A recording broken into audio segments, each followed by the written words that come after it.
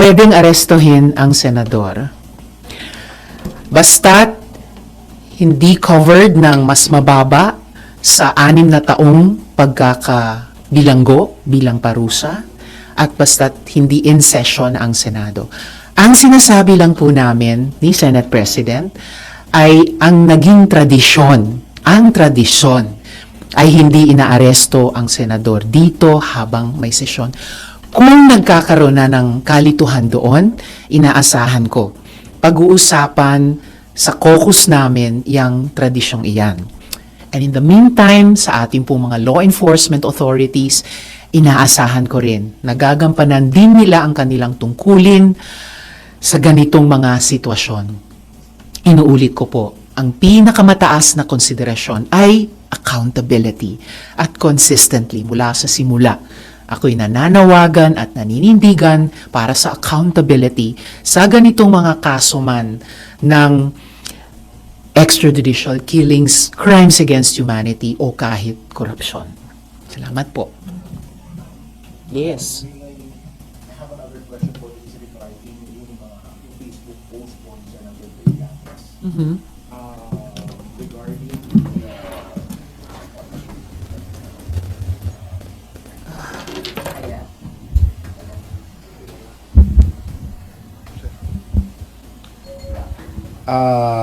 this is supposedly regarding the infighting within your ranks, or not naman infighting, but this apparent disagreement or conflict between the camp of or the sides of Senator Bam, VP Lenny, and this is in regards surrendering the former president to the ICC. Supposedly, VP Lenny and Senator Bam made some comments na hindi nila noon, nung 2022 campaign, na hindi nila papadala si former President Digong sa The Hague kahit na may ICC warrant of arrest. That was essentially the meat of Senator Trillanes' post. What do you make of this, and how do you think will this affect yung alliance ng opposition? Hindi ko pa nababasa yung, I suppose, recent post na yan ni Sonny Trillanes. And sa kung ano ang sinabi ni Mayor Lenny o ni Senator Bam noong 2022, mas fair kung iwan ko sa kanila linawin or ipaliwanag iyon. Ang masasabi ko lang, sa ngayon, 2026, nakatutok ang mga reform-minded at opposition forces sa pagbubuo ng mas mahigpit pang pagkakaisa para pumili ng aming mga kandidato whether by the end of the year or first quarter of next year. Ma'am, do you feel that it is now more urgent given that just a few minutes ago the Vice President declared that she's running for President in 2028? Oo, well, sabi ng mga paborito nating mga philosophers, tayo po ay may free will, so gamitin po natin. Ma'am, yung announcement ni VP Sara today to run, naging malinaw na. How will this affect the timeline of the United Opposition in terms of also declaring your own standard bearer? Nandun kami sa proseso ng pagtatakda ng aming sariling timeline. So, yung free will na binanggit ko kanina, ay ginagamit na rin po namin sa sarili namin. So, it remains that you will announce by end of the year or first quarter of 2027. Tama po ba? Yun yung task that we have set ourselves.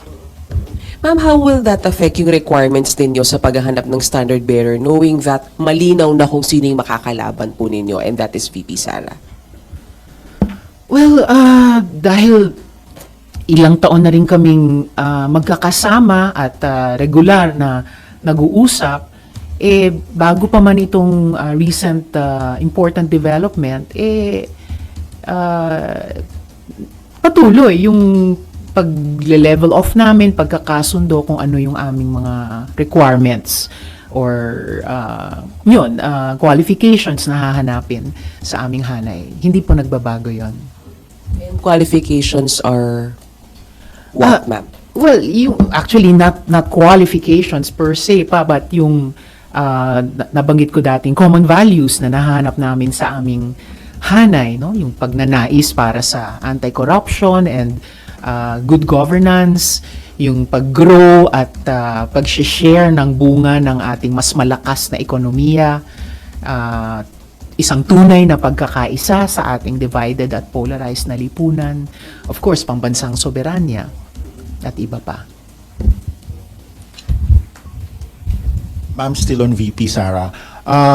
Of course, we know that there are pending impeachment complaints in the House of Representatives, and if ever it goes up here for trial, you will be the judges, and of course, not just you personally, but all 24 or 23, kung hindi makapasok ang ilan, will be serving as judges. So, and iba sa inyo might be her potential rivals in 2028. So, how will you address yung possibility or yung at least the optics na you are judging a potential opponent and your decision could be interpreted as not being based on the merits of the case, but on the possibility of taking out a potential competitor in 2028. More than any optics, malinaw sa amin dito sa Senado na kung may umabot sa aming impeachment complaints, kami magiging senator judges at magdidesisyon kami at boboto dun sa issue batay sa mga ebidensyang dun pa lang na ipepresenta sa amin. Like most everything that comes before the Senate, usapin yan ng demand for accountability ng ating mga kababayan na answerable lahat kami na nagtatrabaho sa gobyerno, including yung highest officials natin dahil sila yung possible subject ng impeachment complaint. So ako, ngayon pa lang, hinahanda ko ang sarili ko sa posibilidad na may umabot na impeachment complaints dito. If and when that happens, magsisilbi ako bilang senator judge at klaro sa akin yung tungkulin sa akin doon. Ma'am, sorry, balik ako dun sa EJK issue. Kasi isa sa inyo mga kasamahan, Senator Bam, yung nagsabi po at nakikita nyo naman po siguro medyo nag-viral po yung sinabi niya na dapat dito litisin sa Pilipinas at hindi sa international court yung mga issue at kaso ng EJK. May we get for the record again your stand on this? Kasi ang sinasabi ni Senator Antonio Trillanes, former senator, yung pagsasalita ng ganito ay insensitive at unfair para sa mga biktima ng EJK, para sabihin na dapat dito daw itry sa Pilipinas at hindi sa international court. Again, I leave it to Senator Bam na linawin o ipaliwanag yung kanyang sariling mga salita. Ang masasabi ko lang ay para sa aking sarili na kaya ko sinusuportahan yung pinag-uusapang posibilidad na bumalik ang Pilipinas bilang miyembro ng International Criminal Court o bilang signatory muli ng Rome Protocol. Kaya ko mula sa panahon ni na Kian de los Santos, si Kulot, si Carl, at iba pang mga EJK victims, sinusuportahan yung panawagan ng kanilang mga naulilang pamilya para sa katotohanan at hustisya. Kaya ko sinusuportahan yung pagrespeto natin bilang isang bansa sa mga pandaigdigang proseso ng hustisya tulad ng nagaganap ngayon sa ICC ay dahil kapag hindi nakakayanan ng ating judicial system dito ang mas ganap at mas responsive na tugon sa ganyang mga panawagan ng mga naulilang pamilya, then at least we can count on yung community of shared values natin sa buong mundo. But you agree na tamang nangyayari yung sa ICC ngayon at nililitis nila itong EJK under Duterte drug war?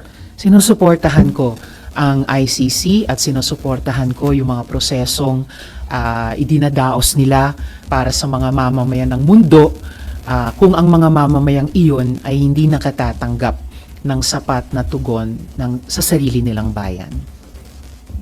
Ma'am, si Senator Ping po, Senate President pro tempore, meron po siyang view na kailangan po mayroong local court order for the ICC, for any ICC warrant to be implemented. In light nga po nung pinangalan ng co-respondent sila Senator Bato and Senator Bongo, do you share this view or ano po yung stand niyo on this? Kailangan ba ng local court order? I'm almost sure mapag-uusapan din yan sa caucus namin. Bilang miyembro ng Senado, importante sa akin syempre yung dignidad ng Senado bilang institusyon, at inuulit ko muli sa lahat ng mga ganitong issue, ang pinakamataas na konsiderasyon, pinakamataas sa lahat ay yung accountability. So ma'am, paano po namin ma-view yung stand niyo po on it right now? Your personal opinion on it?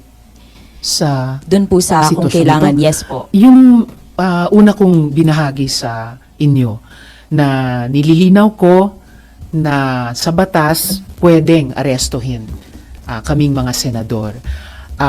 Ang sinasabi lang namin ni Senate President Soto ay tradisyon na hindi inaaresto ang senador dito sa Senado pag in session kami.